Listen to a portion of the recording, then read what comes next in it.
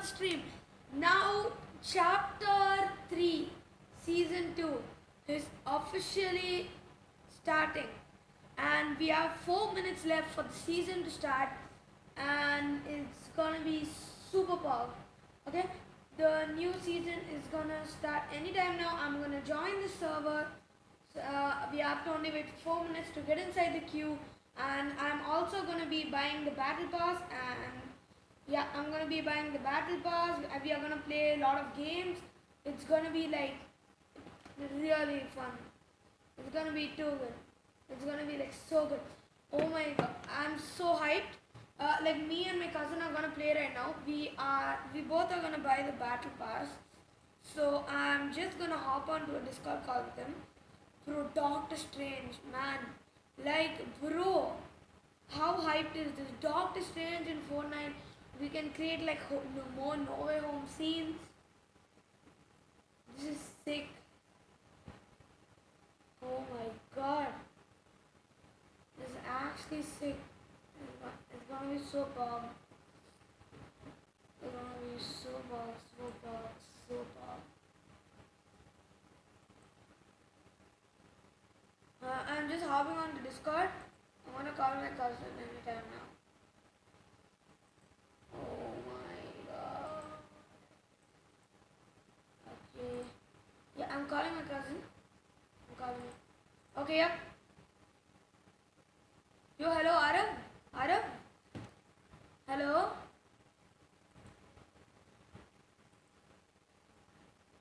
Yo, hello? You started streaming. Yeah, I started streaming. Can you hear me? Yeah. Let's There's still 1 go. minute, 1 minute 30 seconds. Yeah, for me it is 2 minutes and 13 seconds. Oh, for you also, who's waiting? For everyone, even typical gamer.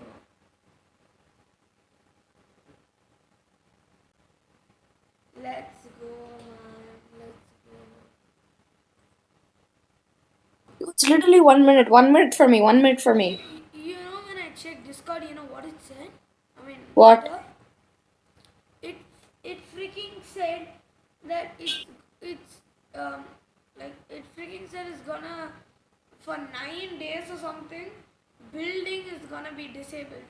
We can't build in Fortnite. Maybe that's not telling the truth. You never know. No, bro, that he's like an official.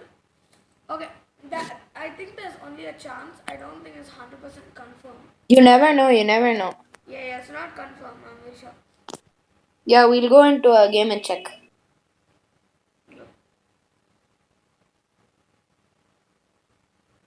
Um, Your stream's lagging by like 5 seconds. obviously, bro, my stream has a delay. Oh, 4 seconds. 3, 2, 1. I'm logging in. I'm logging in. Ron, Don't are you there? spoil Are you there? Are anything, you okay? there?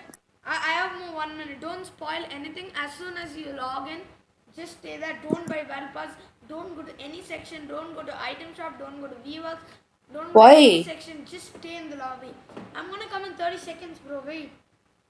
30 seconds. Yo, it's taking a long time to log in though.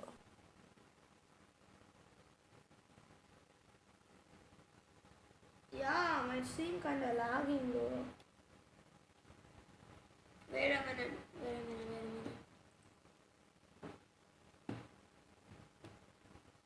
9, 8, 7, 6, 5, 4, 3, 3, 2, 1. 1. Let's go 0.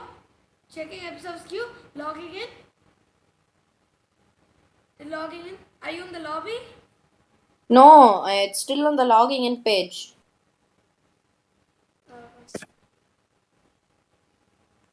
Let's go. I'm so hyped. Yo, I'm on downloading user settings. Finally, I passed downloading title. Oh my god. Finally. User settings? Bro, why does every single thing take forever?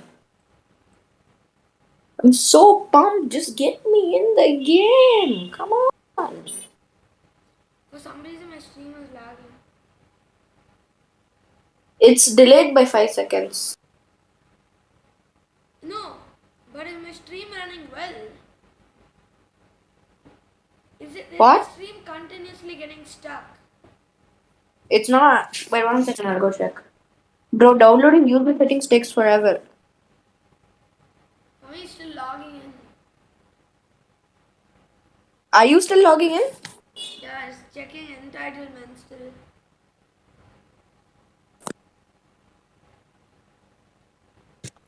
Yeah, your stream's running well only, but it's a 5 second delay. Like it says, yo, my stream's running well. You said that like like a long time ago. So you're sure it's delay will always be that's not lagging, right? No. No, finally it's started. It's download kitchen. Oh my god, oh my god, oh my god. Oh my 3, God. 2, 1. That countdown was wrong. Come on. My Cloud download downloading failure. key. Wait, cloud download failure failed to download client settings from the cloud. Save of settings have been disabled for the session now. What? Whatever, it's something it was written. But no, I'm in downloading profile, downloading keychain. See? I'm in creating party. Oh yes. You're in? No. The music has come. Okay. 3. Redeeming offline purchases. For me, it's only a matter redeeming of seconds. offline purchases. Redeeming For me, it's offline only a matter of purchases. seconds. Creating party. Oh my god. Creating party. Bro, Arav. How am I still in the logging That in? also disappeared. Even creating party disappeared.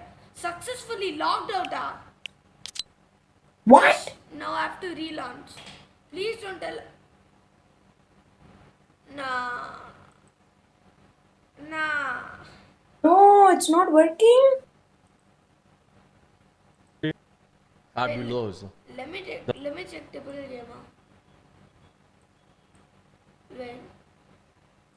Party. Okay, wait. I think for him also the same thing happened. Non di preoccupare.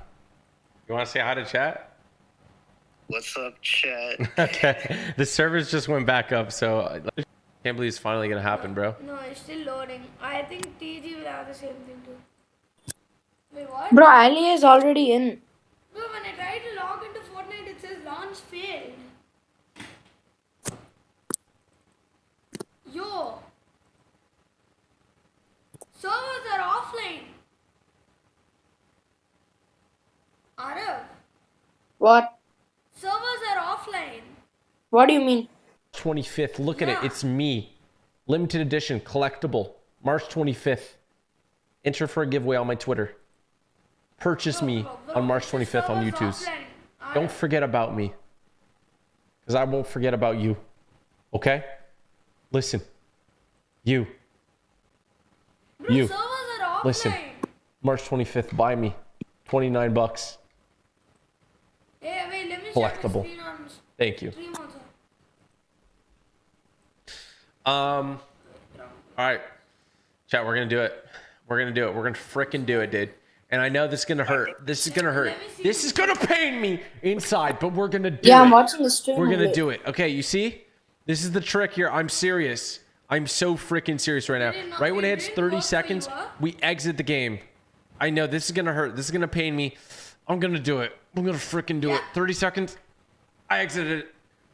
It didn't exit. What did I just exit? Okay, I exited it. I think I just broke my computer. Wait, give me a second. That hurt. I know that hurt. Chat, trust me, I didn't want to do it, but it's the only way to make this work. So now what we do is we go ahead and we go, See? we verify the game. Okay? Okay, wait, even I'm gonna verify the game. Wait. Kung Fu Panda.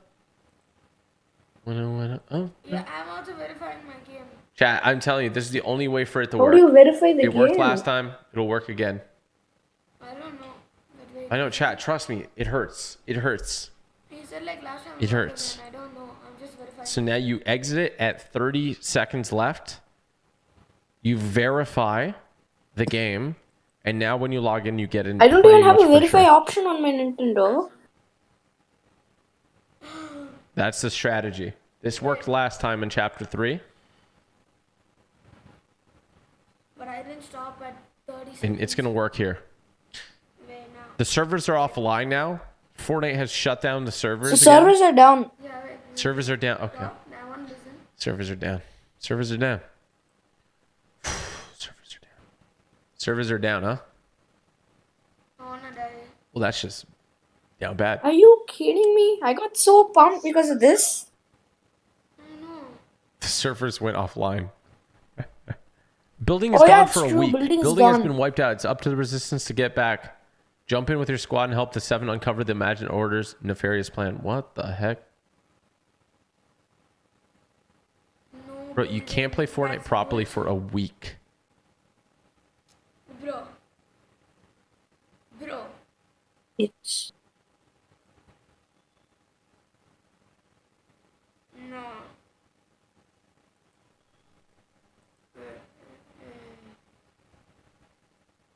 Kung Fu Panda. Yo, can we get some Kung Fu Pandas in chat?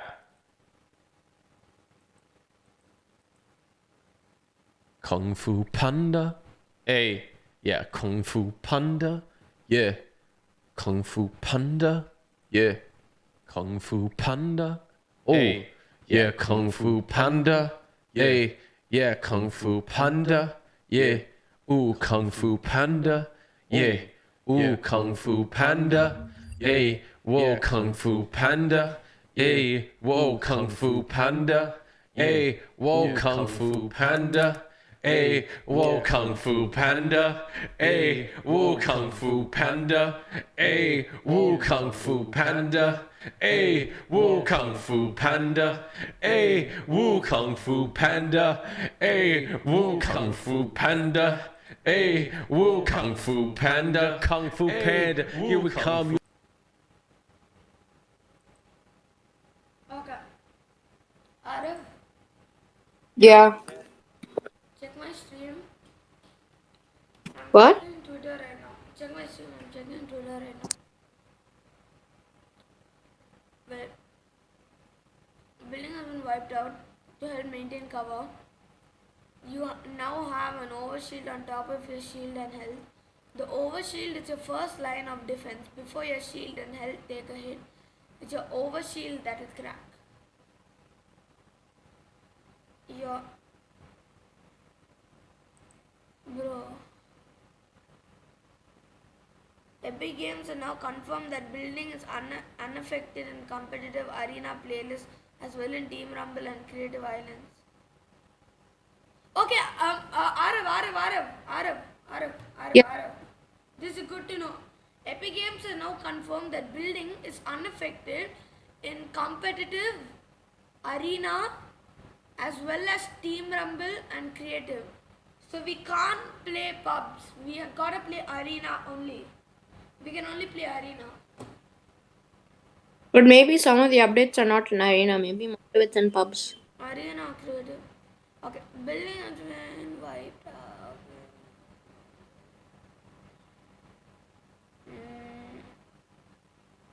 Bar funding returns. Chip bar. These are some weird type of turrets. Heavy turret. Like it doesn't work. Serves around again. Arav. Yeah. I think my friend Akiran Lama, he predicts really good a lot, okay? He what's really good? He predicts really good, okay? What Yeah. if there's a chance? Actually, as he said, season 2 will start at 7 o'clock. Because somewhere in the i5 Monkey, one of Fortnite's leakers or whatever, he like 1 hour ago or something, he said that Fortnite might be only coming out at 9 a.m. Eastern times, which is 6:30 p.m. Indian times, which is technically 7 o'clock. So what if he predicted correctly, my friend? He predicts everything. It's like he is the son of Epic Games or something. Just while you're doing everything, pull up Fortnite on a separate tab. The queue's going on, so maybe it'll come after. Now it's a 15-minute queue, so you never know it can come. Is this a So maybe just queue pull it on there? a separate Is the tab. queue there? Is like the queue there?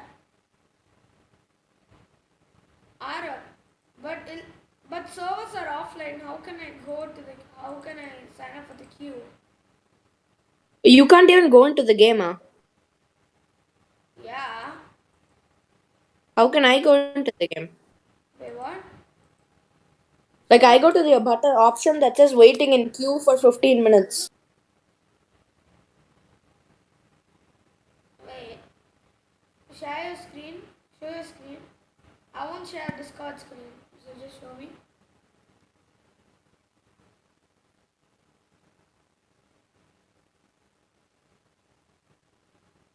Video call Discord. Turn on your video on Discord. Okay. Can you see? Yeah, yeah. Show me an antenna. Uh,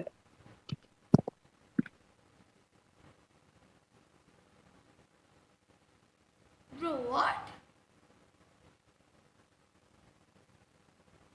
Wait, what? How? are you playing on computer? No.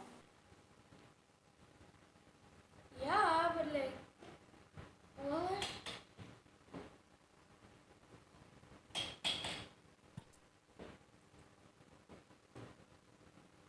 I have no clue what is going on.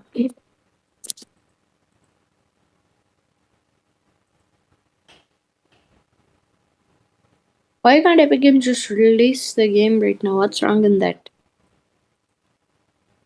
Bro, I might have some problem. Let me check some more stuff on Twitter. Unworded weapons and weapons staying from season 1. Unworded weapons, thermal scope, assault rifle, adjusted semi-auto, fires faster, reduce damage, increase recoil. Drum shotgun. Ew, drum shotguns are bad. Drum Bro. shotguns, adjusted fire slower, slightly increase damage, tighter spread, Bro, are better pumps back? flow. Are pumps back? Wait.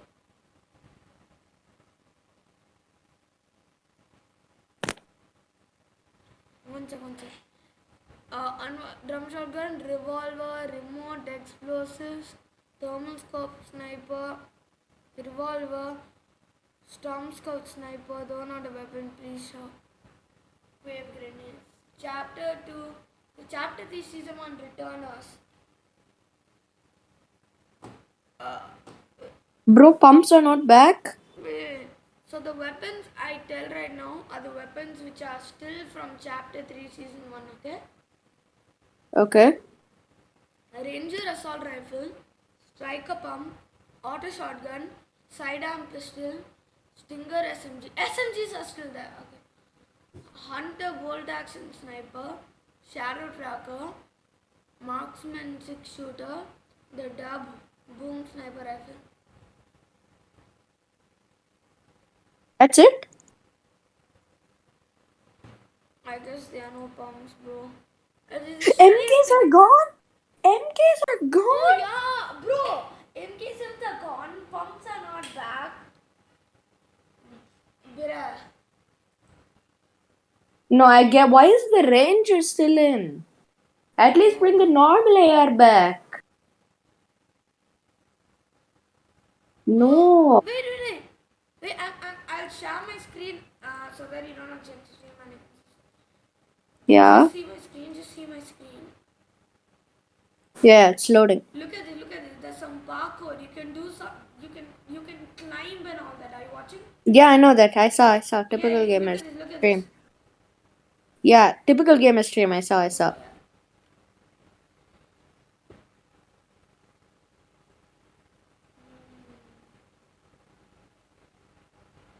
24 minutes ago, Hypixel servers are up.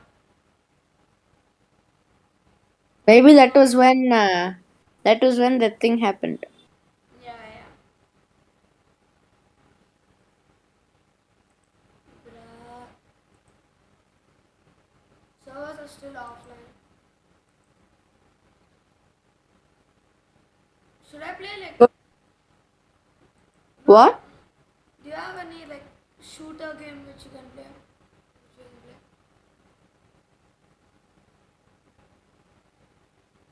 can play? I don't play that much.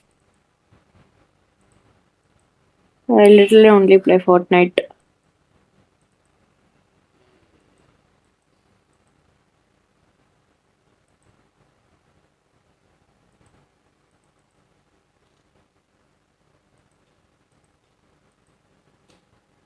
Fun games that are on Nintendo and PC.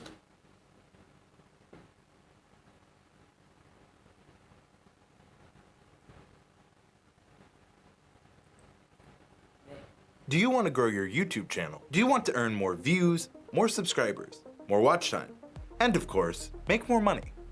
Well, it might be time for you to upgrade to TubeBuddy Pro. Sadly, while a lot of people start Yo, YouTube that got me channels, so many never reach the excited. success Wait, that cancel they the dream stream. of. Cancel the We stream. Don't all post. love the Switch, but what we don't love is how You know, typical gamer from 12 o'clock in the noon, he's been streaming, thinking the season will start, and you are stopping. expensive the What? games can get. Probably 1 hour or something. And believe me, I know. Good news! Every game It'll come in have probably 1 hour. microtransactions is completely free. Specifically picked with one favorite night and the other 3 others. We can be, We of can course, play there are Roblox. the There's lots of award-winning games on world to Roblox. encounter in world-loving podcast with own YouTube round. I have answered casting these characters into have their own game on Do you wanna play PC. Roblox? Be Battle Royale X. Around covering spirits and sort of Apex is a battle royale. Managed to get placed as somebody's been feel to have 3 do love opinion. Still feels slow and chunky for a competitive. Just reacting to stuff. Do you wanna like react to some videos or something? Or just watch some fun YouTube videos? Yeah, sure. Do you wanna watch? Search. Do you wanna Search very funny videos. Do you wanna watch Austin Evans? No, just put funny videos. We'll have a laughing competition. No, can we watch Mr. Ballin? This guy's like horror stories and all that are like really good. I really love his videos. Nah. His video is not even horror, bro. He makes good videos, okay? Trust me.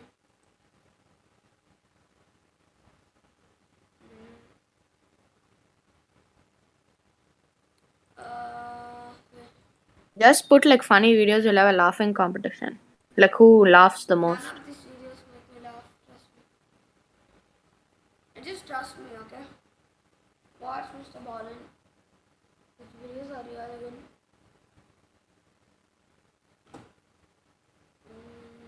Wait.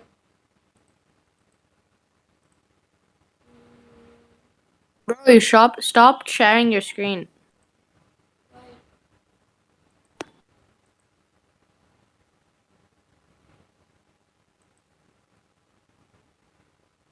Okay.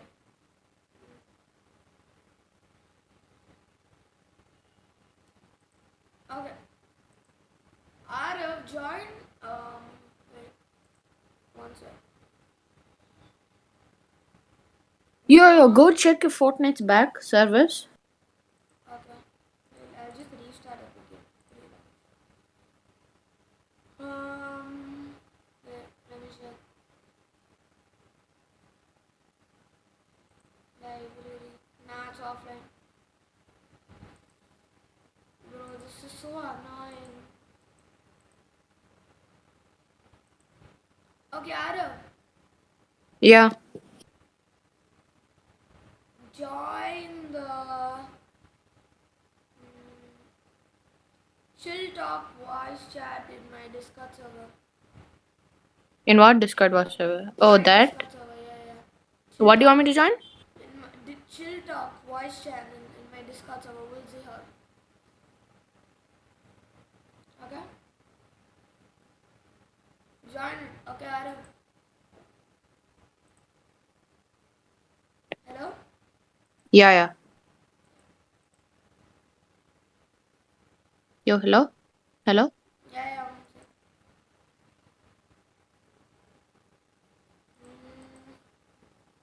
Say something. Yeah, yeah, I can hear.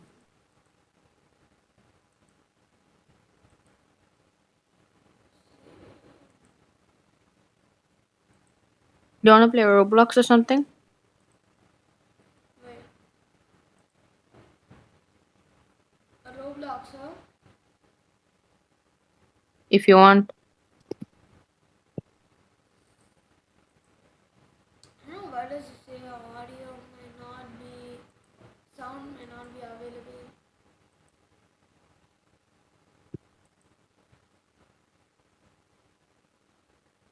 Should I watch like subtitles? What do you want to do? I don't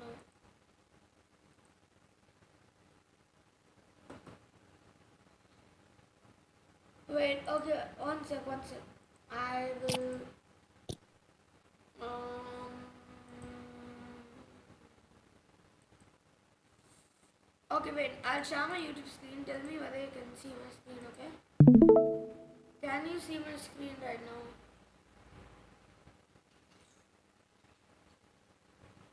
See your screen where? I'm screen sharing. Watch Right? stream? Yeah, yeah. Can Yeah, you yeah, see? yeah. Can you see my? Can you see YouTube? Mm-hmm. What video am I hovering over? What title am I hovering over? What is this? What's written? The most insane man on TV. Okay, okay. Let's watch Mr. Ball videos, okay? It's Bob. Okay, 3, 2, 1, go. Today's final story deals with a destructive, horrible, vile act that virtually And by the way, this video is 36 minutes, so we can actually watch it until like the season comes out, okay? So it's good. anyone Let's can go. do. However, there are no And his videos are so interesting, bro. And like by 6 o'clock, it'll be like 6:10 by the time we finish.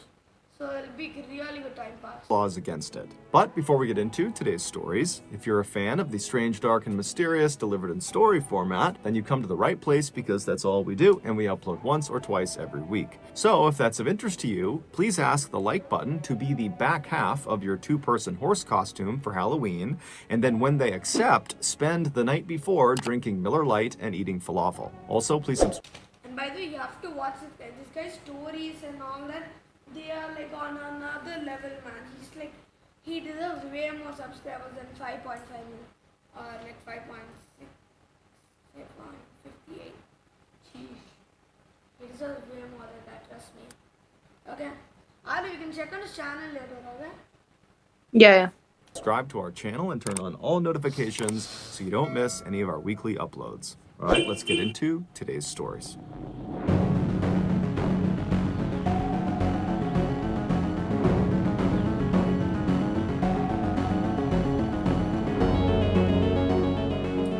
Bro, these videos, like normally he does one story, but after so long, he's doing videos where they are like third story, second story, first story. I love these.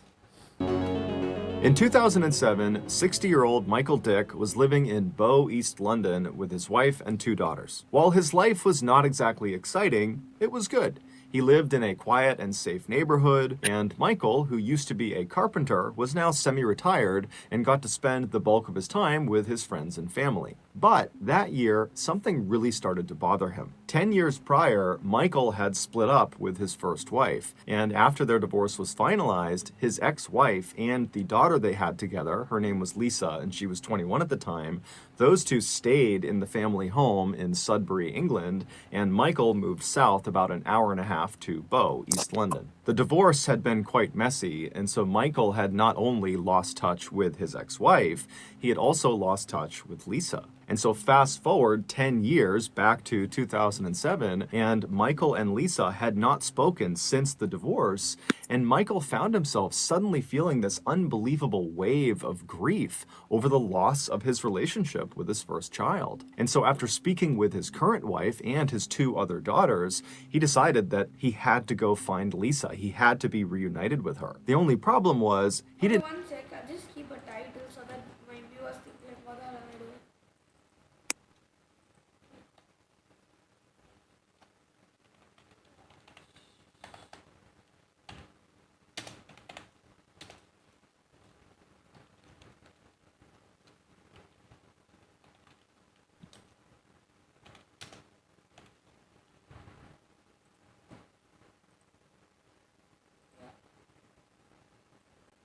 Can make it like really small.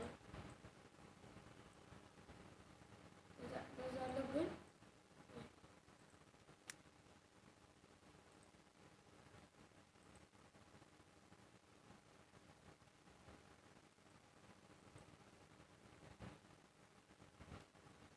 Okay, one sec. I will just be back, okay? Yeah, I'll also be back. One sec. Yeah.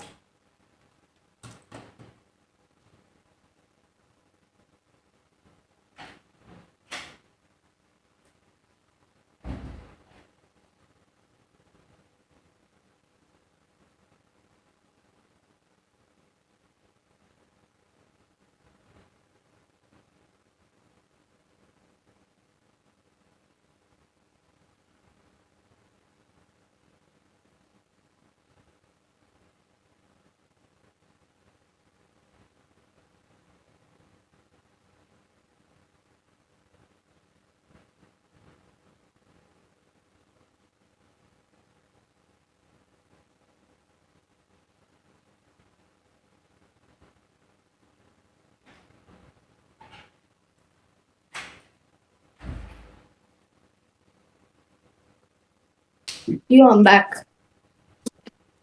You are back, hello? Yeah, I'm back. I'm back. You are back right now, just now, huh? Yeah. Because I saw my desktop audio going up but no one else. Maybe no one else. Okay, let's continue. He didn't know where Lisa lived, he didn't have her contact information, and he didn't know where his ex-wife was, so he couldn't even ask her how to get in touch with Lisa. However, he did have the street address of where they used to live in Sudbury, England, and so he decided that would be his starting point. So in August of that year, Michael and his two other younger daughters, they hopped in the car and they left Bow, East London, and they headed up to Sudbury. And when they got there, Michael navigated to his old street, which had brick houses lining each side of the road, and he drove down until he spotted his old house, and he parked right out front. And then he alone hopped out of the car and he walked up to the front door. He took a deep breath and then he knocked on the door. When the door opened, it was not Lisa, it was not his ex-wife, it was some other family that he didn't know, and they didn't know Lisa or his ex-wife, and so they said, you know, good luck finding your daughter, but we don't have any information for you. And so Michael was crushed, but he thanked them, and he turned around, and he went back to the car, and he told his other daughters about what he had just learned, and then from there, the trio just kind of began driving around Sudbury, half looking for Lisa out on the streets, although none of them thought they would actually find her, and then also kind of discussing what they were going to do next, because now they had nothing. And so as they're driving around the streets of Sudbury, they come to the realization that their best bet at finding Lisa is putting some sort of story in the local newspaper that hopefully she would see, and then she would contact Michael. And so they drove to the headquarters of the local paper, the Suffolk Free Press, and they went inside and they managed to speak to a reporter. And after telling the reporter Michael's story about how he's lost touch with Lisa, the reporter thought, you know what, this is actually a pretty interesting story, and I'd be happy to do a small feature on you guys. And so the reporter, along with a photographer, brought Michael and his two daughters outside. They took a picture of them, and then they told Michael, you know, in the next edition of the paper that will run in a couple of days, we'll run this picture along with a little write-up about how you're looking for Lisa, and we'll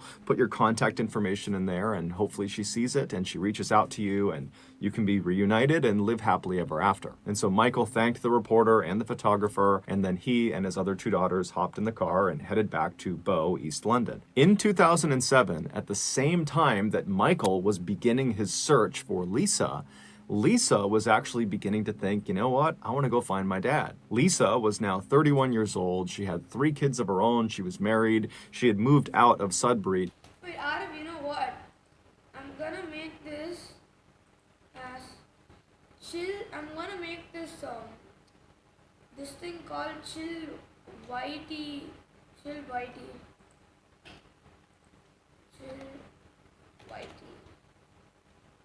Chill whitey.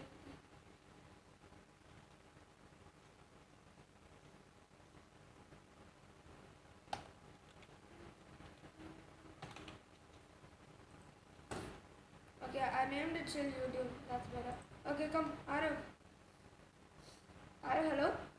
Yeah. to a neighboring town, and she was thinking, I really want to have a relationship with my dad again so that my kids can have a relationship with him. And so she began speaking with her mother and with friends about how she should go about finding her dad, because like Michael, she didn't have his contact information, she didn't have a phone number, she didn't know anyone who would, and then when she went on social media to look for him, he wasn't on there, and so she was kind of at a loss. Then, one day in August, she was at her office, and she was in the break room, and she saw a copy of the Suffolk Free Press sitting out on the coffee table. So she picked it up, and she began flipping through the pages, and then suddenly she stopped when she saw a picture of herself. She saw her and her mother walking along the streets of Sudbury. She had been in Sudbury just a couple of days ago to talk to her mom about finding her dad and kind of strategies for how to go about doing that. And then Lisa glanced at the caption for this photo and she nearly fell off of her chair. The man and the two girls who were the main focus of this photo that Lisa was in were her father and her two stepsisters. She just didn't recognize them. She just saw herself in the back of this photo. So purely by chance, after being apart for over a decade, on the only day that Lisa happened to be in Sudbury talking to her mom about finding her father, she was literally 100 feet behind her father and her stepsisters as they were looking for her and putting out this ad in the paper to hopefully find her. And this one photo that the photographer took captured all of them in the same frame. Lisa would, of course, read the article and get her father's contact information. She would reach out, and initially Michael actually thought it was a scam and didn't believe this was actually Lisa calling to say, "I found myself in the picture of you in Sudbury." But eventually he was convinced and he drove right out to Sudbury and he got a chance to meet his grandkids for the first time. And today he and Lisa are still in touch. Before we get into our next story, I want to talk to you about today's sponsor, BetterHelp. One of the hardest things about struggling with your mental health is that oftentimes you don't actually know you're struggling with your mental health. Before I became Mr. Ballin on the internet, I struggled mightily with depression. However, had you asked me at the time how I felt, I would have just thought I had a bad temper, not realizing that my bad temper was a symptom of deeper issues. Luckily, I was able to go outside of my comfort zone and seek out a therapist, and with their help, I was able to change my outlook on life and become a happy person again. Because therapy has had such a positive impact on my life, I recently partnered with BetterHelp, which is a very highly reviewed online therapy platform that I currently use, and I think it's totally awesome. And so far, the people from our strange, dark, and mysterious community who have also given BetterHelp a shot, they've given us permission to share some of their feedback, and as you can see, it's very positive. BetterHelp is super easy to sign up for and use. You just fill out a questionnaire that assesses your specific needs, and then within 48 hours, you are matched up with your therapist. Then you schedule secure video and phone sessions, plus you can exchange unlimited messages, and anything you share is totally confidential. Also, you can change your therapist at any time for no additional cost. So if you are even considering trying out therapy, I highly recommend BetterHelp as your starting point. If you're interested, make sure you go to betterhelp.com/Mr. Ballin. That is betterhelp.com/Mr. Ballin to get 10% off your first month. Okay, let's get back to the stories. If I told you to picture the Amazon rainforest in your head, you would likely picture a dense tropical wilderness full of amazing and exotic animals. And you'd be right, that is a good representation of the Amazon rainforest. But what a lot of people don't know is that the Amazon rainforest is also home to a massive city. It's called Manaus, and it sits right in the middle of the Amazon rainforest, right along the Amazon River. And it happens to be one of the most violent places in the entire world. All it takes in Manaus is simply walking down the wrong street or crossing the wrong person, and you can get shot or stabbed in broad daylight, and there's virtually nothing anyone can. What the shit? Ara, I'm not going there for the rest of my life. what? I'm not even going to think about Amazon rainforest for the rest of my life. But like, how can such a city be in the, like, how can even a city be in the Amazon forest? I can't even imagine. But okay, now we're in the Amazon for a second. Can do to stop it. At least In they want us 1980 to never go there. I might be in the forest, but if I see the city, I'm running back home. Nah, you know the Amazon forest, they are like deadly creatures, like deadly ass creatures. You can die. Nah, Yeah. and I hate insects. I'm not going there. 1989, a 31-year-old former police officer named Wallace Souza decided to make a TV show about what it was actually like to live in his hometown of Manaus. And unlike other crime shows in Brazil that often censored out the most graphic content they covered, Wallace decided he wasn't going to do that. He wanted to expose the harsh reality of life in Manaus, and he felt like the only way to do that was to show everything. And so that year, he Imagine kids see this in the news, bro. Like actual young 2-year-olds or something. No, 3 5-year-olds. Man. launched this show, which he called Canal Livre, which translates Oh, this is the guy who is the same guy who's the most insane man on TV, bro. Arav. Who's what? Do you recognize him? He looks like the guy who was the title. I think he is the most insane man on TV. He's the one who showed very bad content on TV. Yeah.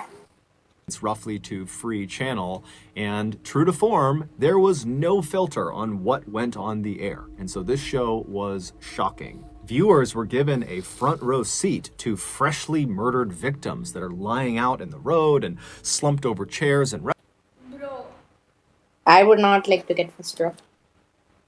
bro. I'll stay last row. Thank you.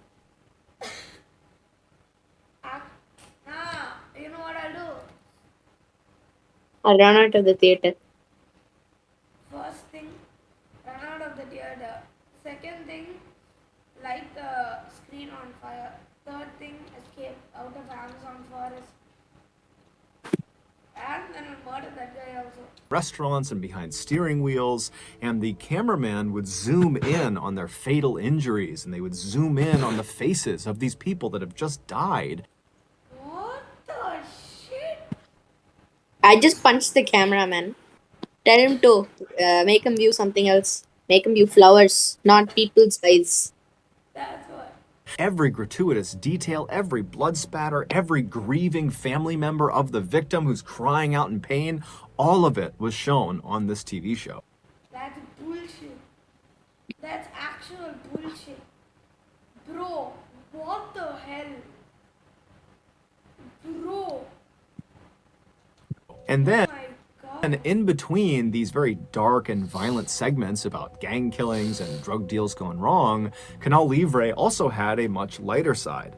They would bring on local artists to talk about what they're working on, to maybe try to sell some of their goods. The show would also focus on down on their luck families that needed help raising some money, and so the show was designed to get people to donate. And then also, for really no reason at all, there was a segment on the show where this puppet character would get into a fight with a man selling bread. It was a totally bizarre and shocking spectacle, and the people of Manaus loved it. And then eventually, the people of Brazil loved it. I mean, this was an extremely popular show. Because Wallace was often on camera on Canal Livre, he became very famous and very recognizable. And so when he would walk around Manaus, people would see him and literally just start clapping and cheering for him. And as he and his show became more and more popular across South America, Wallace decided he didn't just want to report on crime, he wanted to fight crime. So, Wait, on check if the air, servers are Wal- back.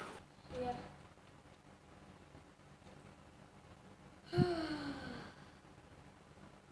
I'm pretty sure they won. I watch your bet. You think They're they not. will or no? Yeah, same. I want it They're to offline. be. They're offline. No, the thing is, I want it to be online, but 11? I'm sure it'll be offline. Yeah. Okay, wait, let me check Twitter. Any news? Let me check Wi-Fi monkey. Wi-Fi. Yeah. Right away you can find armored battle pass. Oh, you didn't see that? No, but it says you can vote for it. You can buy it. Okay, whatever. Let's continue. Wallace began berating the government for not being able I to can't see. I'm in picture, sorry. Yeah. Now? Yeah, protected citizens, and he berated the police for not being able to catch the criminals. And then off the air, Wallace campaigned for and was elected to political office in Manaus, where he continued to push hard to reduce crime in the city. And so it wasn't long before Wallace went from just being a relatively well-known TV host to being one of the most beloved and influential and trustworthy people in all of Brazil. However, over the years, there was one strange thing about his show, Canal Livre, that people just couldn't wrap their heads around. This oddity was most obvious in a now famous episode of Canal Livre that aired sometime in the mid-2000s. This episode opens with a Canal Livre reporter making their way through a jungle, and there's a cameraman filming them from behind. And this reporter, they're very carefully walking through, kind of You, one pushing second, I'll branches be out right of the back. way and high Just step. pause, 1 second, I'll be right.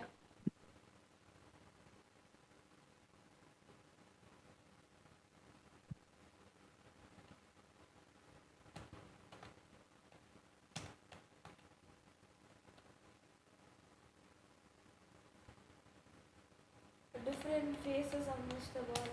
Okay, I'm not trying to be rude or anything. Okay, that's it. I learned till I lost the part.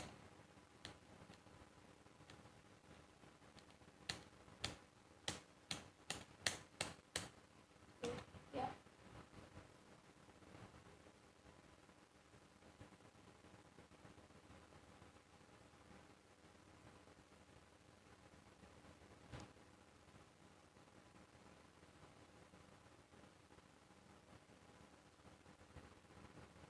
I almost saw the spoiler. Lord, I almost saw the spoiler. Oh my god, I almost saw the spoiler. How bad would it have been? Oh man.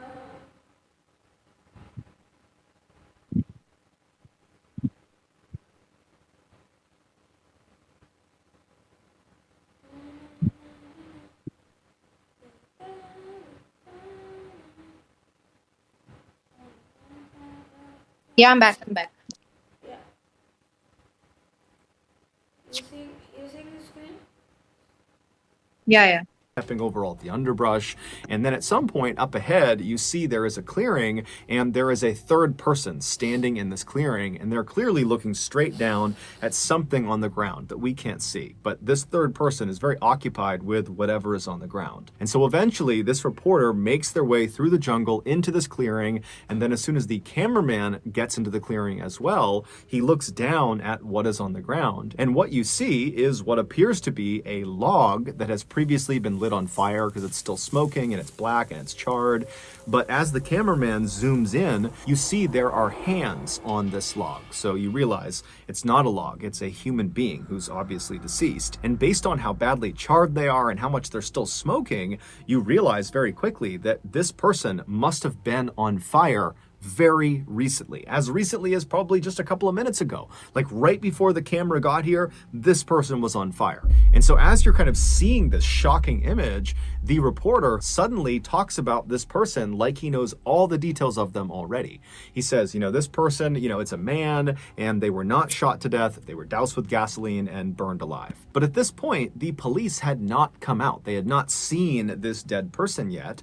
And so it made no sense that the reporter would have all this information on hand, because no one knows this stuff yet, and based on just looking at this person's body, it was too badly burned to be able to tell whether it was a man or whether they had been shot or not, or whether gasoline was used. But when Wallace was questioned about where he and his reporters got their information from, he just said, look, we're a very popular show and people call us often before they call the police, and they give us information about what's happening in the city, and we have a huge team. We watch the police headquarters, we listen to the police's radio, we watch the morgue, we have loads of informants all over the city, and so we just get our information really, really quickly. And this answer was enough until 2008. That year, in Pause the October, answer. I think the guy who was saying like that, like the, what's his name? Like the reporter who got all the information, he was the one doing the bad stuff. I have a weird suspicion on him. Hey, the original host of the show, Wallen, whatever shitty name he has. No, okay, if anyone Wallen is watching the stream, Because that's actually a good thing. a good idea for him, because if he starts the reporting thing, no one would believe that he was the one who actually did it. Exactly. Exactly. No, no, no. He just wants clout, bro. That's why he does this. He wants clout. He wants to be famous. He wants everyone to know him. Bro, he wants to be that famous that he has to kill a person and then report it like nothing happened. Like he doesn't know anything about it. But like you can't be that obsessed with fame, bro. Yeah. The police arrested a former Manaus police officer who just went by the name Moa, and they accused him of 9 murders. And so they throw him in jail. But Moa, despite the seriousness of the charges against him, seems totally unfazed. It was obvious he had some sort of powerful connection outside of prison, some person or some entity that he fully expected was going to, at any moment, swoop in and magically get him out of prison. But that didn't happen. Moa just continued to sit in jail, and at some point that began to sink in that he was kind of on his own, and so he began to talk. And the story he would tell would shock Brazil. Moa would admit to having killed some people, but he would tell police, look, I'm just the assassin. The person who hired me for these killings is Wallace Sousa. It would turn I out told you. I knew it. It wasn't it obvious if they knew Yeah. the details, and it's obvious it's Wallace. Wallace Sousa started his show, Canal Livre, with the best of intentions. But when his show became massively Exactly. See, he didn't do it from the start. When it became popular, then he did it. popular, and it in turn made him, Wallace, also massively popular and powerful, he became corrupt. And at some point, after his meteoric rise, he formed this very powerful drug cartel. And then, in an effort to bolster his illegal dealings and to boost his show's ratings, he decided to start contracting hitmen like Moa to start taking out rival gang members in Manaus. And he would tell the hitman how he wanted them killed and where he wanted them killed and at what time. And then after the hitman agreed to do this, he, Wallace, would go tell his camera crews exactly where to go and at what time so that they would be arriving at the murder scene literally right as it was happening or right afterwards, allowing them the opportunity to get all the gory footage before anybody else. It would take the police a year to finally compile enough evidence to charge Wallace with murder, but they would do it in October of 2009, and eventually Wallace would turn himself in. However, he denied everything. And then before he went to trial, he would die of a heart attack in prison. And so we never actually got to learn the full extent of what exactly Wallace Sousa had done, how many people he had had assassinated, and how many of them were shown on his TV show. But we do know that at least 3 of his assassination victims were shown on his TV show, one of them being the person that was found out in the jungle. They really were a man. They really had not been shot. They had been burned alive with gasoline at Wallace's discretion. But in the end, the person who paid the highest price for the Canal Livre killings was Moa, the hitman who blew the whistle on what was going on with the show. On New Year's Day in 2017, a crime syndicate overran the prison where Moa was being held. Now, they had lots of targets of people they were going there to kill, and one of them was Moa. They were furious with him that he spoke to police and gave up information about the drug trade in Brazil. And so eventually, this angry mob of gangsters made their way over to Moa's cell, and when they found him, he was pressed up against the back of his cell wall, basically as far away from the bars as he possibly could be, and he began pleading for his life, and this horde was not having it. They were only there to kill him. And so they all have machetes and knives, and they're looking at him through the bars, and they say, you know, we're going to come in there, we're going to cut you to pieces. And so then they start banging on the door, they're trying to hack the lock open, and Moa, he can't do anything. All he can do is kind of just keep himself all the way to the back of the cell and hope they don't get in. And eventually, they can't open the door, and they know it. And so they do the next best thing. They reach through the bars with a lighter and they light Moa's mattress on fire. And so Moa was trapped. He had nowhere to go. And This is real CCTV footage. Oh my god. so eventually the fire Are we there? Yeah. reached him and he burned alive. This is an 18-minute video, and the other videos are like I'm so sorry. One video was like 5 minutes. Wait, check one was the like server 13. back. But honestly, I feel like it's useless. Obviously, it won't be.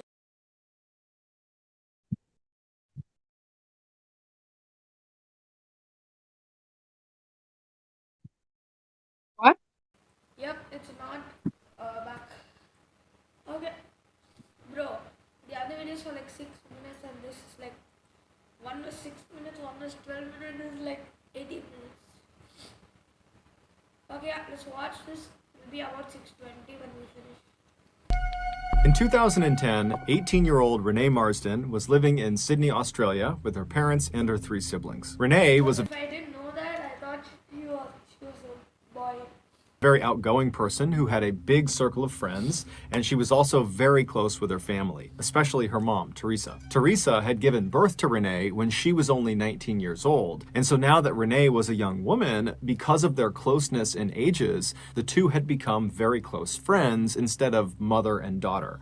And so because of that dynamic, Renee found herself always going to her mother to tell her anything going on in her life. She was her confidant. And that year, something major had disrupted Renee's life, and so naturally she went to her mom and she told her about it. It would turn out Renee's boyfriend of nearly 2 years, who she was madly in love with, well, she discovered he was cheating on her and didn't actually even care about her. He had sent these text messages that basically said as much. And so she confronted her boyfriend with these text messages, and he denied ever sending them. He said, "Look, I've never cheated on you. I don't know where those came from. I promise I've been faithful to you this entire time." But Renee just wasn't buying it, and so she had felt forced to break up with him. And so Renee naturally had turned to her mother for comfort and guidance, but Teresa, all she could really offer her daughter was, to remind her that time heals all wounds, and that certainly someday you will meet the right person for you. And amazingly, only a couple of weeks after this very painful breakup, Renee came home from work one day and she walked into the house and she was all smiles. And considering how unbelievably depressed she had been over the last couple of weeks,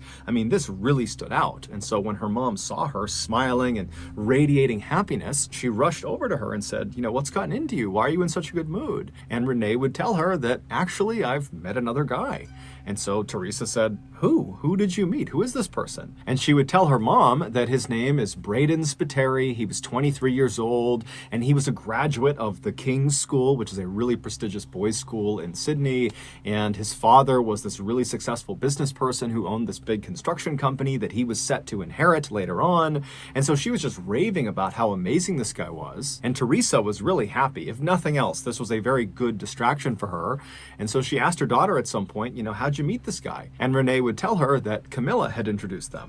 Camilla Zaidan was Renee's best friend. They had met in high school. And Renee would explain to her mother that Braden was actually Camilla's ex-boyfriend, but they hadn't dated in a really long time, and there was no feelings between them. They were just friends at this point.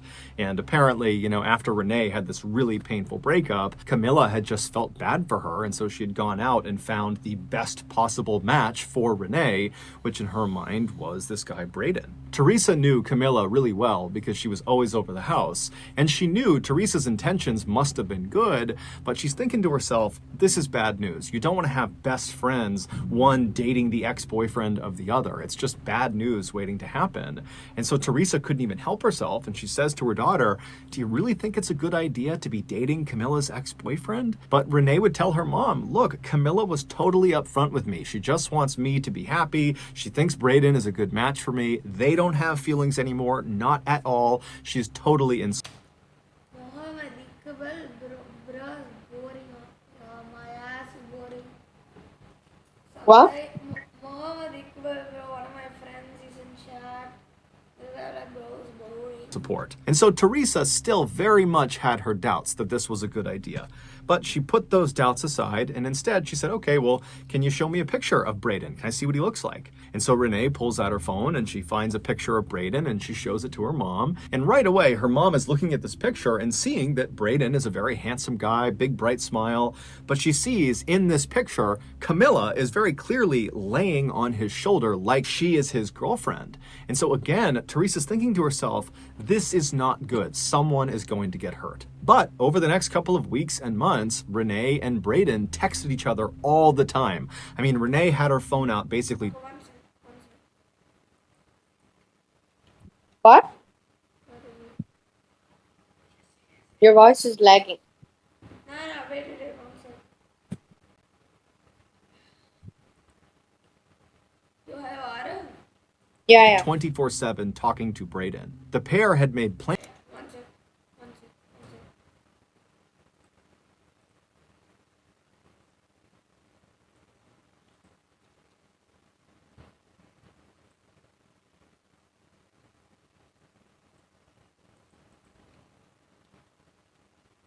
Okay.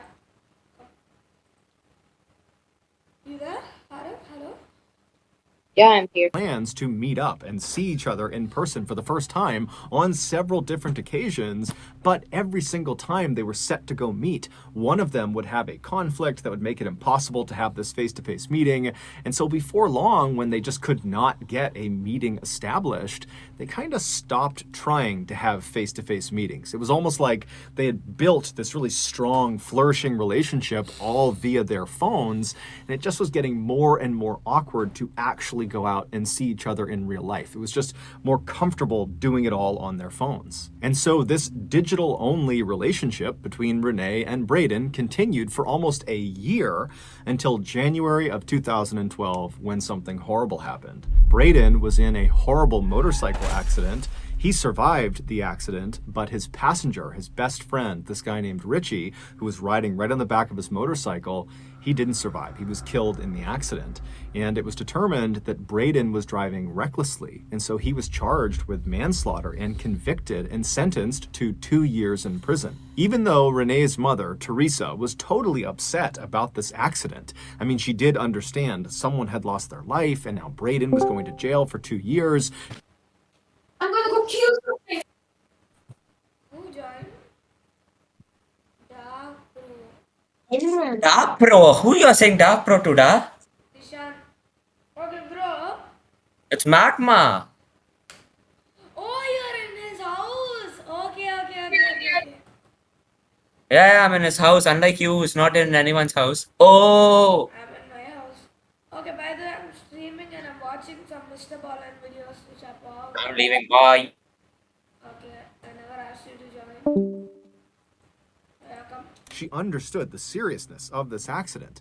But at the same time, there was a part of her, her motherly protective side of her, that was kind of relieved for her daughter. She figured with Braden being out of contact for 2 years in prison, that their relationship would end and Renee could go pursue somebody else who was not an ex-boyfriend of a close friend and was someone that she could actually see in person and not just have to text with all the time. But surprisingly, after Braden was transferred to Goulburn Prison, which is where he'd be serving his 2-year sentence, it's located about 2 hours to the south of Sydney, his family smuggled a phone somehow into this jail, and he was able to continue texting with Renee. And so after he was incarcerated, they just picked up their relationship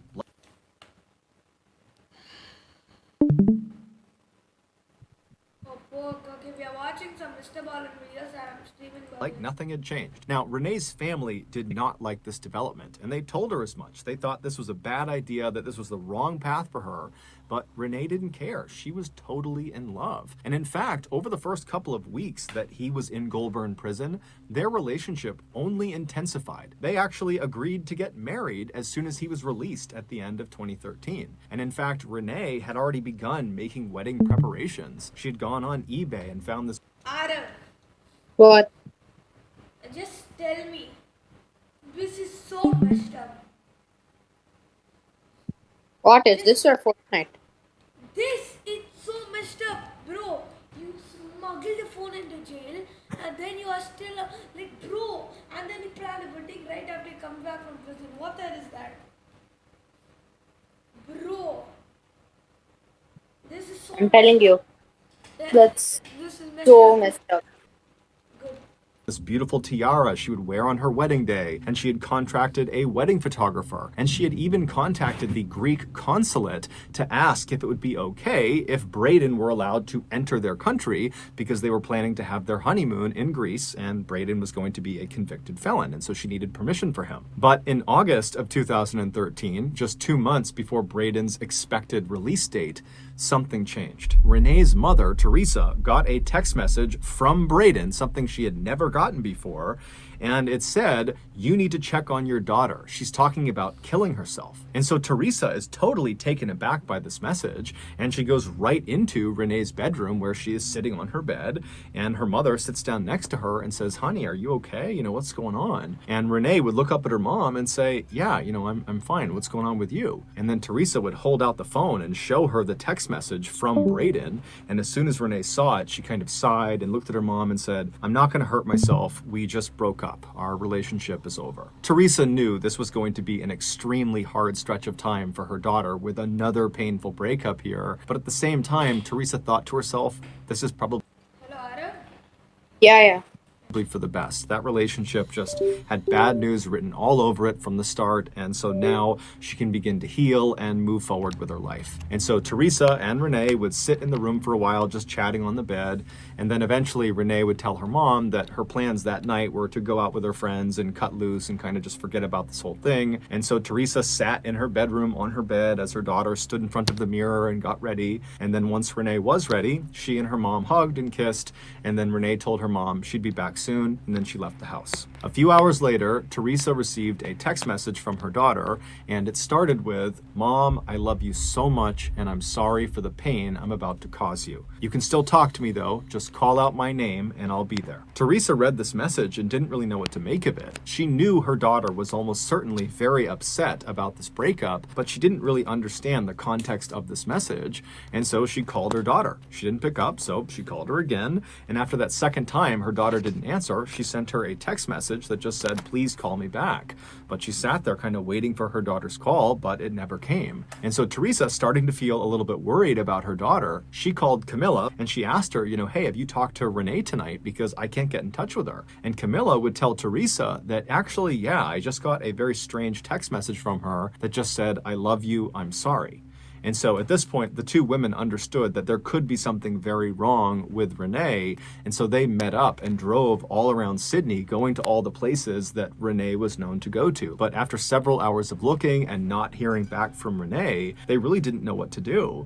And so the two women drove back to Teresa's house, so Renee's house, and they went inside and they sat down, and at that point, Teresa's husband and the rest of Renee's siblings, they were all there, and everyone's just kind of sitting around wondering what to do next, when around 9:30 at night, they heard a knock on the door.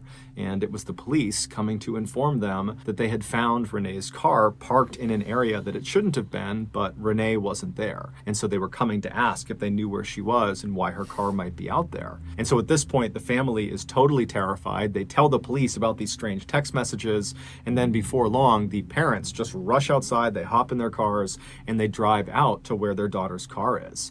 And where Renee's car was parked was in an area called The Gap. It basically was this sheer cliff overlooking the ocean. The parents got out and they searched their daughter's car, but there was no sign of She obviously jumped off the cliff or something, right? Yeah, obviously. where she Maybe had that gone she's trying to kill herself message is actually true. Obviously, based bro. on the car. And so they began running up and down the cliffs. There was a sidewalk that kind of ran parallel to the edge of the cliff. I can't believe she was that this thing depressed to be she broke up with a guy who sneaked his phone. She never met him in real life and he's in jail now. And she's depressed for that. I would be happy. I'd be trying to leave this home. And they're running up and down, hoping they're going to find their daughter, but there's no sign of her. And then at some point, Teresa climbed up to one of the highest points of the cliff. And when she got up there, she found her daughter's black flat shoes. And they were placed neatly together on the ground right in front of the fence that was there to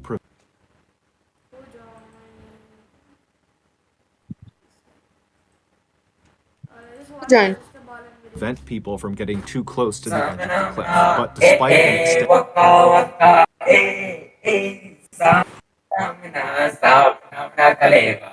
extent What's good, Rohan? Voice changer, nice voice changer. Not voice changer, dog. It's the pa. It's voice changer.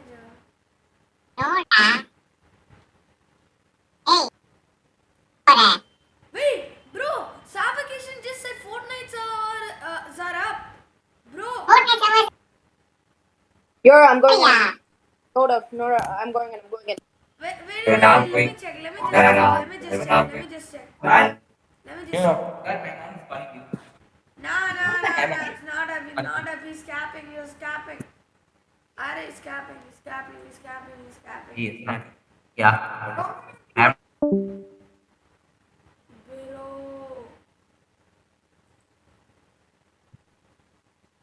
Arav, Yeah. you're capping, he's capping that. Bro, I was so hyped.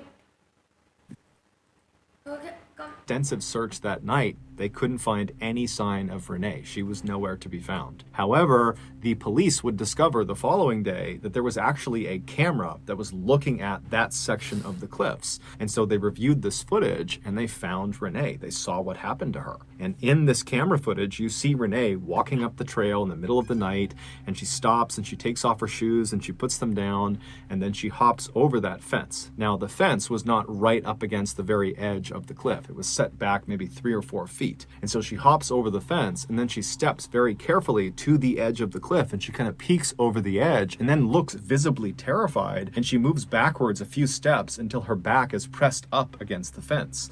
And then she pulls out her phone and she sends 3 text messages. One was to her mother, which is the text about how she loved her and she was sorry for the pain she was going to cause her. And then the other 2 text messages were to Camilla and also to Braden. However, to this day, we don't actually know what either of those text messages said. And then after sending these 3 text messages, Renee takes her phone and she throws it off the cliff into the water. And then she sat down and began kind of shimmying herself forward towards the edge. Now, the camera did not actually pick her up falling off the cliff, but it's assumed when she went out of frame that she had fallen off the cliff to her death. Her body would never be recovered. Renee's death was ruled a suicide. However, her family, in addition to being totally devastated by this horrible loss, they felt totally confused. They had no idea why this had happened, but they were certain it had to have something to do with this recent breakup with Braden Spiteri.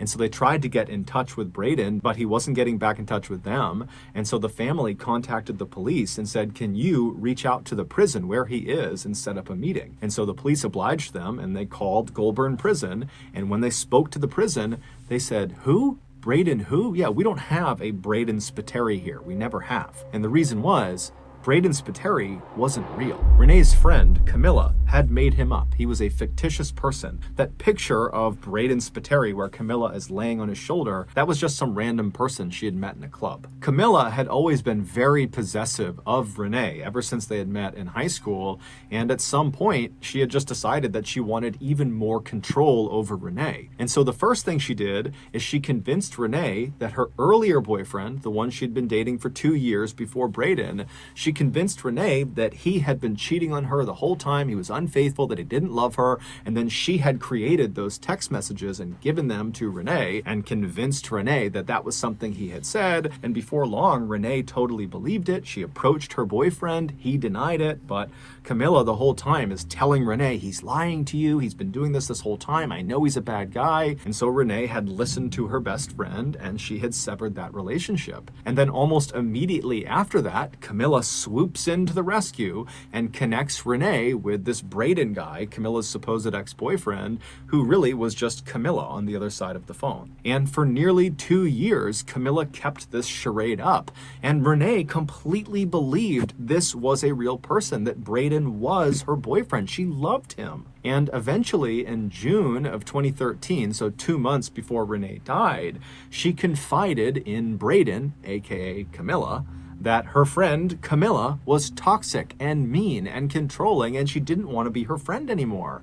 And so Camilla, she's reading this and she's furious. And so she decides the only way to get revenge on Renee and regain control of her is to have Braden break up with her. And so 2 months later, on August 5th, 2013, so on the day that Renee died, she was out to lunch at around 1 p.m. with a coworker when she gets a text message from Braden that just kind of comes out of the blue, and it says, "I need a break from you." Now, this is around the time that they're planning their wedding. And so Renee is totally heartbroken, and she's trying to get in touch with him, call him, he's not picking up. And then fast forward to about 2:45 p.m. that afternoon, we know Renee called Goulburn Prison. It was the first time she had done that. Now, we don't know who she spoke to or what they actually talked about, but it's nearly guaranteed that she learned Braden Spiteri was not being held there. And so almost certainly she would have realized that Braden is either not real or Braden had been lying to her in such a huge way that the relationship could never work. And so no matter what, this chapter of her life was totally over. And so later that day, when she was sitting on her bed in her bedroom and her mom came in and she asked her how she was doing, it's very likely that Renee was devastated. She was crushed and probably kind of embarrassed about how badly she had just been duped by this Braden person, whoever that was. And so even though normally Renee would tell her mother everything, her mother was her confidant, she loved her mother, it was like she just couldn't bring herself to discuss what was happening to her. It was just so enormous, it was so overwhelming that she hid it from her mother. And instead, she just got dressed up, said goodbye to her mom, and then she headed out to the cliffs. No charges were ever brought against Camilla because catfishing, which is exactly what she was doing, which is using a fictitious online persona to lure people into relationships, well, that's not considered a crime in Australia. And Camilla, despite being pressed by the police and Renee's family, has never taken responsibility for this and has never apologized. So that's going to do it, guys. That Camila lady is like the number one asshole, bro. Is it number one what? Asshole. Well, like, what is wrong with her? Like, bro, she didn't even say sorry. Like, bro, It's her fault her best friend died, what? it's Camila. Bro, Camila is Renee's best friend, bro. I know. So it's her fault. What do you mean catfishing? Bullshit, you can't press charges. That's absolute bullshit, bro. If you got something out of today's episode and you haven't done this Okay, I'm checking TG.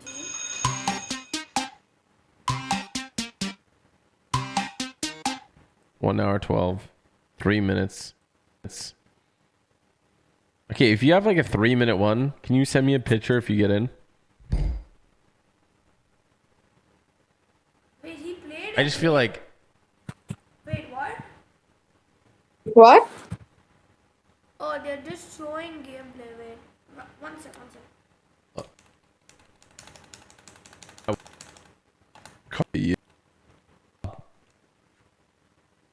watch the battle pass. Wow, I fumbled there, huh?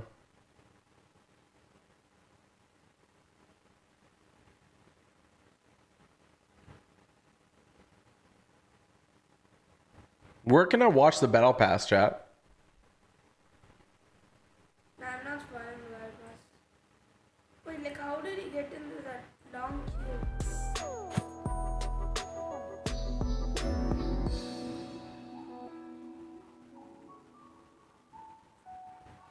Okay, this is not TG's gameplay. I know. So where did he get into the queue? Did he like log into Epic? He would have logged into Epic, but it said servers are down.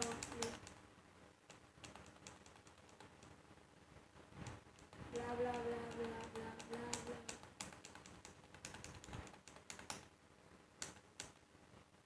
Well, Wait, it says Fortnite running. That's why Savage Agent said that. Servers just went up. Okay, here we go. no, but he's in a huge queue now. He's in like a 1 hour queue. How did some people have 7-minute queue Yeah, times? I didn't want to tell you because I didn't think it was true, but I actually got in the 1 hour queue long time ago. Do I just Wait, what? For me, it's- Why did you want to tell me? I don't think it is real. I have like 46 minutes left. Say, yeah, 4 minutes. So, But you have to wait. What is your cooldown? I don't know. Wait, let it start. Bro, for me, for some reason, it still has like the chapter, um, chapter 1 or whatever. See, chapter 3 is screen. Chapter 3 is screen. If it starts in 46 minutes, Wait, let me see whether it's the same thing for him. Wait. I think I can still play at around like 7:15. Yeah. Wait, what's your cooldown? Let me check, bro. It's loading only. Yeah. Wait, it's connecting. Mm.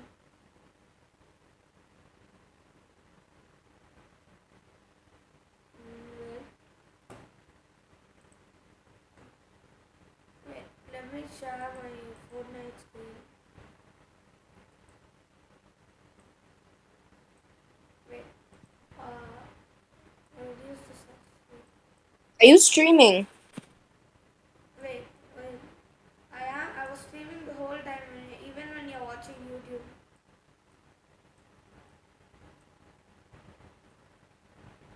Okay. No, I take up this text. I have 1 hour and 20 minutes, Arav. Arav, you could have told me earlier, bro. Then I could have started queuing in earlier.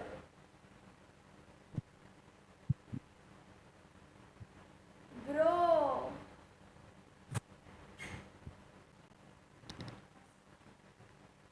Okay, one sec, I'll be back. I'm going AFK. Yeah, I'll also be back. Just wait.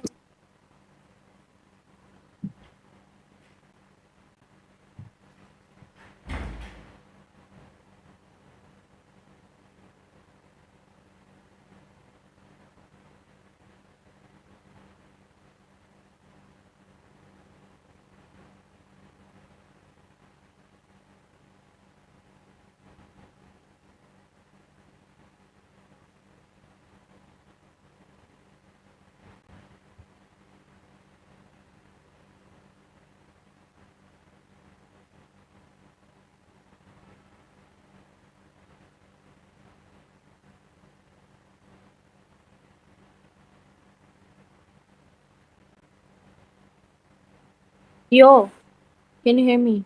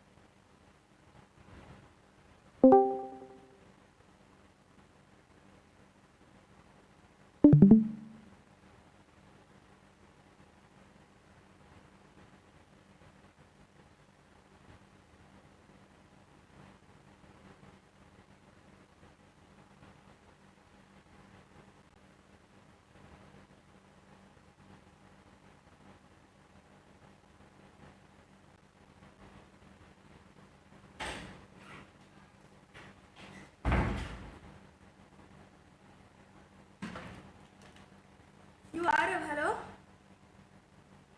Arav, hello?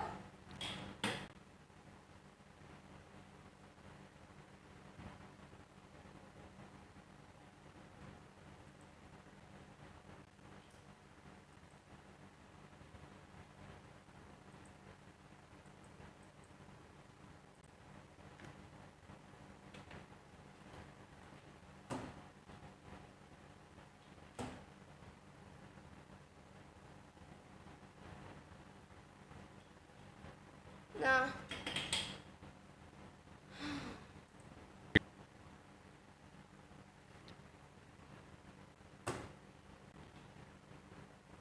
Wait. I'm gonna share window capture.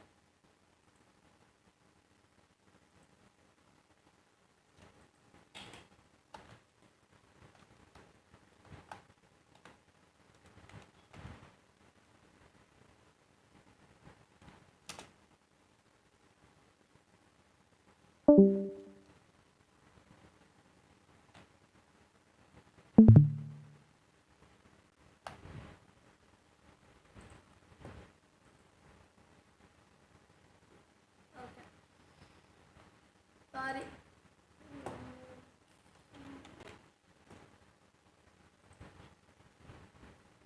What the? Yeah.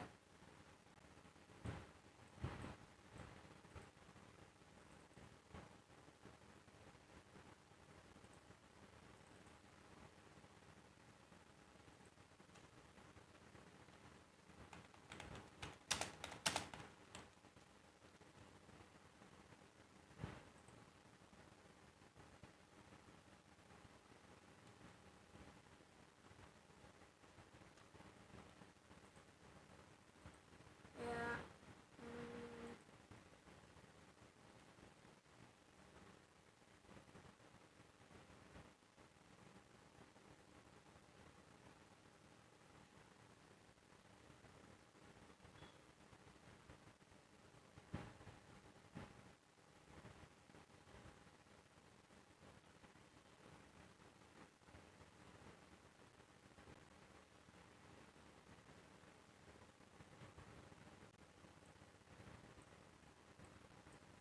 Oh my.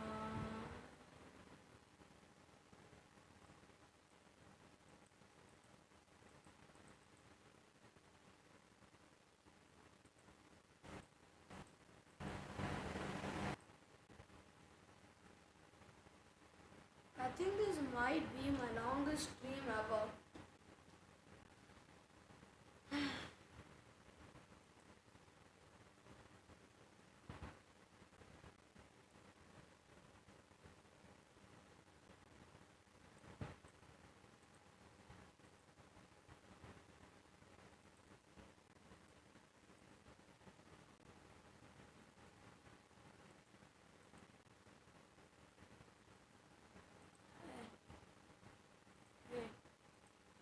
That's it. All or nothing. Let's see what happens when D2 first.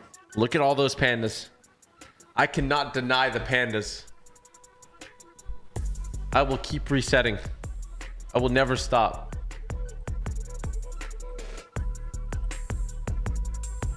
Let me end this poll. This poll's trash. Because we already know the answer.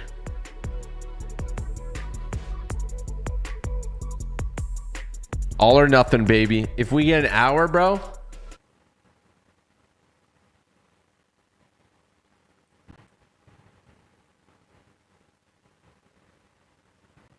I'm watching on 1080p right now. Okay, we have crossed though. Not crossed. We have gone below 1 hour. That's at least a relief. You know, good to know, I guess. Bro, why do my white tick? What the?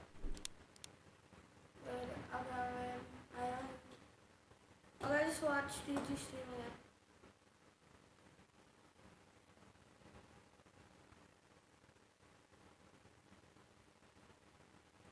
What is it? What is Reaper landing?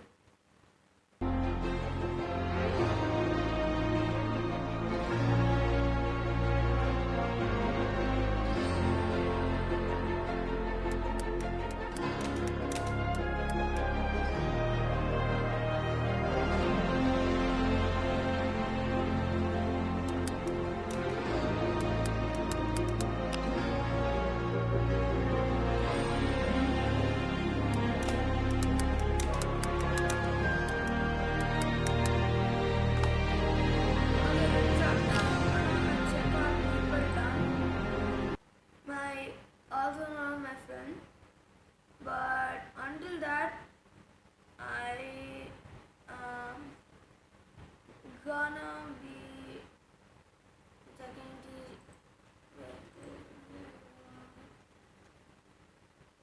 countdown.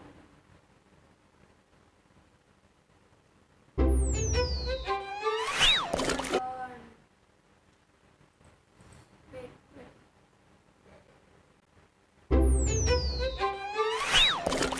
Need a new phone? Get Zest and pay in parts. With 0% interest, no paperwork, digital approvals, and 85,000 plus places to shop at. Zest now, pay later. Download the Zest Money app today. I reset one more time. Do I reset one more time, chat? Wait, what? Do I How did it go for like 3 minutes from so long?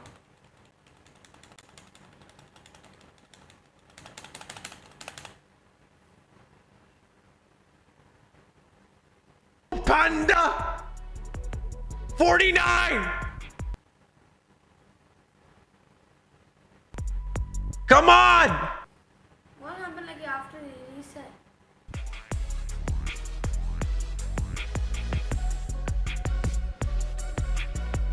Should we try it again?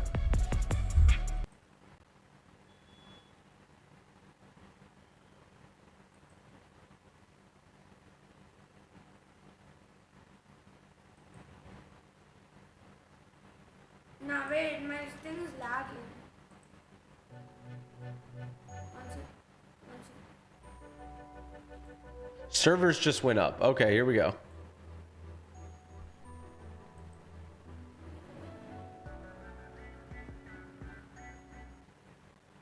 Oh man.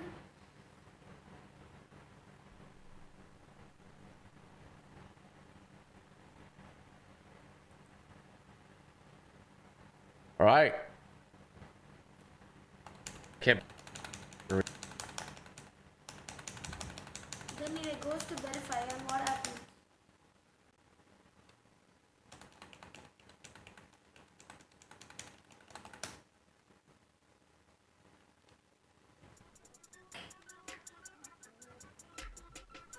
Yo, someone.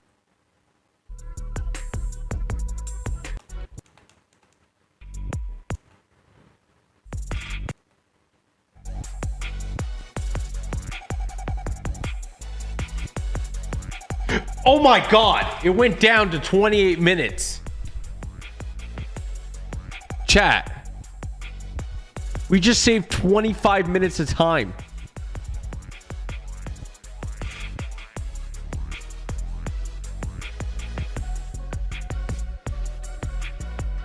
Should we try it?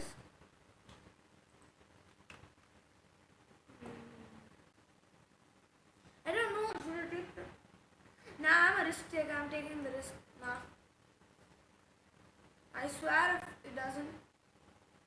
I wanna cry. I wanna cry if it doesn't work. Okay? I'm opening up Epic Games.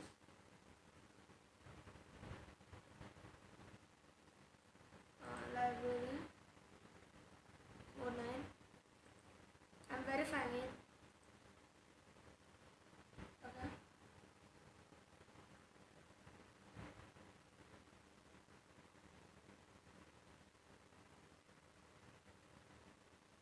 Okay, wait, I'm gonna check up on Reaper Elan. Wait. I'm checking up on him. I want to see what's that they're doing. Wait.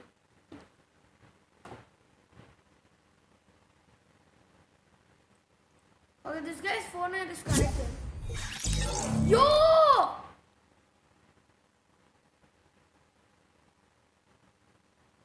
This guy's on Fortnite. Bro. Nah, this guy's lucky.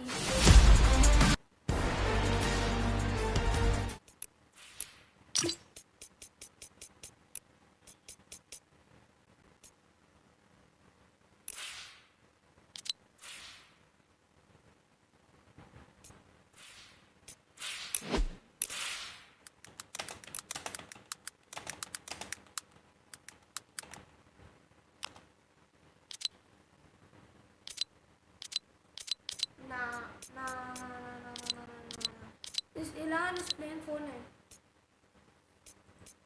Oh my god, guys.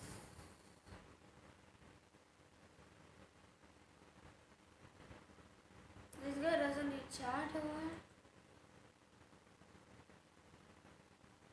Bro, this guy's Fortnite is running, and I hope I save time at PG, and if I don't, I'm gonna cry out.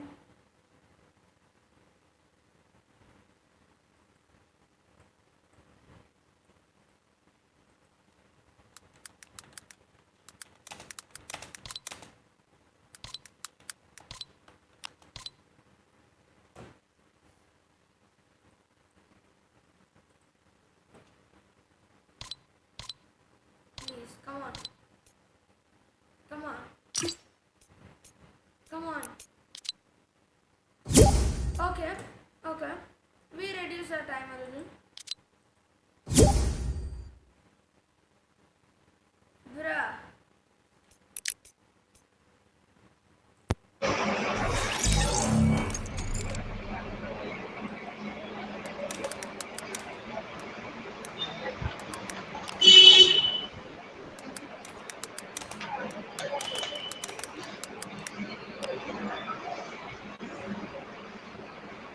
हाँ hello